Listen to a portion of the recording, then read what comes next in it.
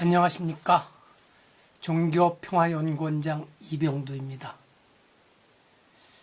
오늘은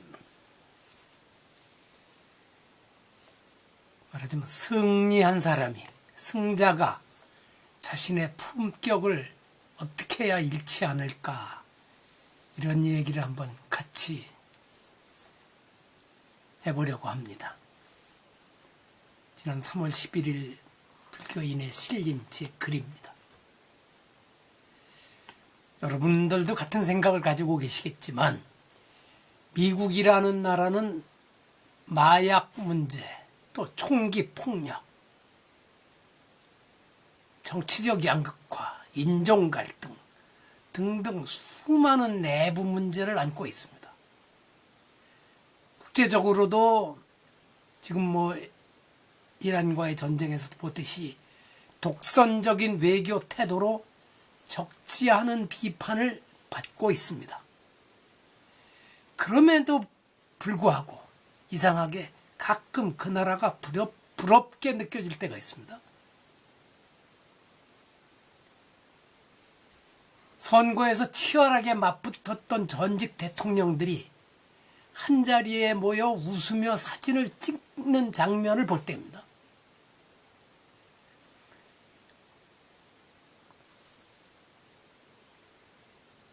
때로는 부부가 함께 참석해서 서로 농담을 나누고 환하게 웃습니다. 오바마 부인 미셸 오바마도 그 부시 대통령 부인이 백악관을 떠나기 전에 따로 만나서 백악관에서의 생활, 개인의 문제에 대해서 조언해줬던 것을 그렇게 고마워한다고 하더라고요. 정당도 다르고 정치적 입장도 크게 다르지만 국가의 중요한 행사 자리에서는 서로를 전직 대통령이라는 공적인 위치로 존중하는 모습입니다. 그런데 누구죠? 카터서부터 시작해서 레이건, 그 다음에 아버지 부시, 포드, 이런 사람들이 함께 모였던 사진도 있고, 최근에는 아버지 부시, 또 카터, 아들 부시, 클린턴, 오바마, 이렇게 5명이 같이 찍은 사진이 많이 있습니다. 이들이 함께 모여서 웃으며 이 얘기를 나누는 장면을 보면 정치적 경쟁이 끝난 뒤에도 최소한의 존중을 유지하려는 어떤 정치 문화가 느껴집니다. 그게 아마 미국의 힘일지 모릅니다. 또 비슷한 장면은 스포츠 경기에서도 종종 볼 수 있습니다.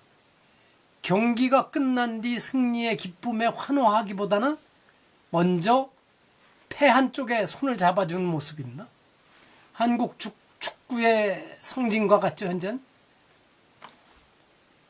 손흥민이 어느 국제 경기에서 승리한 뒤에 그라운드에 주저앉아 낙담하고 있던 상대편 선수를 일으켜 세우는 장면이 많은 사람들에게 깊은 인상을 남긴 적이 있습니다. 승패는 이미 갈렸지만 그 순간 경기장은 경쟁의 공간을 넘어 서로를 존중하는 인간적인 장면으로 바뀌었습니다. 그 장면을 TV로 지켜보던 수많은 시청자들의 가슴에도 깊은 감동을 남겼습니다. 승리의 순간에 패자를 바라본 태도, 어쩌면 그것이야말로 한 사람의 품격을 가장 분명하게 드러내는 순간일지도 모릅니다. 이런 모습을 떠올리다 보면 문득 2000수백 년 전의 한 장면이 생각납니다. 기원전 330년 페르시아 제국의 마지막 왕 다리우스 3세가 비극적인 최후를 맞이했습니다. 그를 끝까지 추격하던 마케도니아의 젊은 정복자 알렉산드로스 대왕에게 잡히기 직전 다리우스는 자신의 장군 베수스에게 배신당했습니다. 쇠사슬에 묶인 채 수레 위에 버려진 왕은 황량한 들판에서 숨을 거두었습니다. 잠시 뒤 알렉산드로스가 이끄는 군대가 그 자리에 도착했습니다. 그러나 젊은 정복자는 뜻밖의 명령을 내렸습니다. 왕의 시신을 함부로 다루지 말고 왕에게 합당한 장례를 치르라.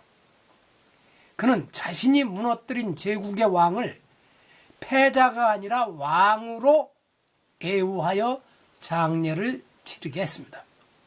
그리고 자신의 주군을 배신한 베수스를 끝내 붙잡아 처형했습니다. 중국 고전 노자에는 이런 말이 있습니다.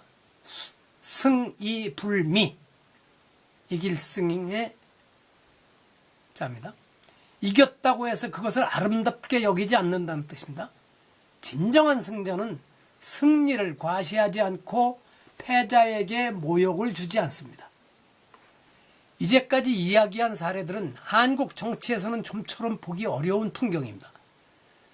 선거가 끝나면 경쟁자는 곧 적이 되고 패자는 존중받는 정치적 상대가 아니라 철저히 제거해야 할 대상으로 취급되기 때문이에요. 되게 쉽기 때문입니다. 때로는 정치적 보복이 정의라는 이름으로 포장되기도 합니다. 종교계라고 해서 크게 다르지 않습니다.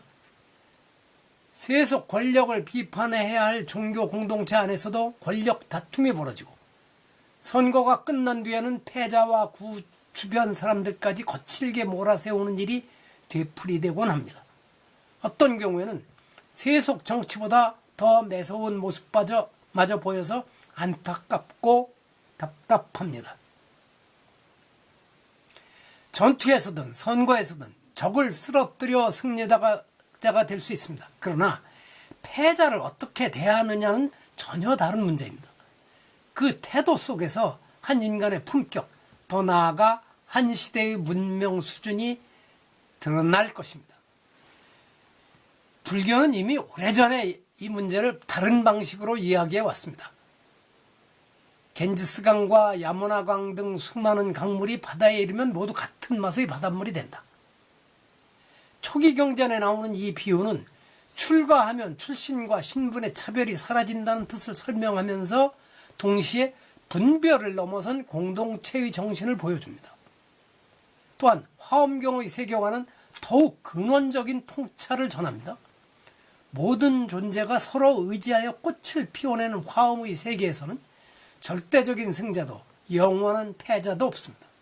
서로가 서로의 조건이 되어 존재하는 연기의 세계이기 때문입니다.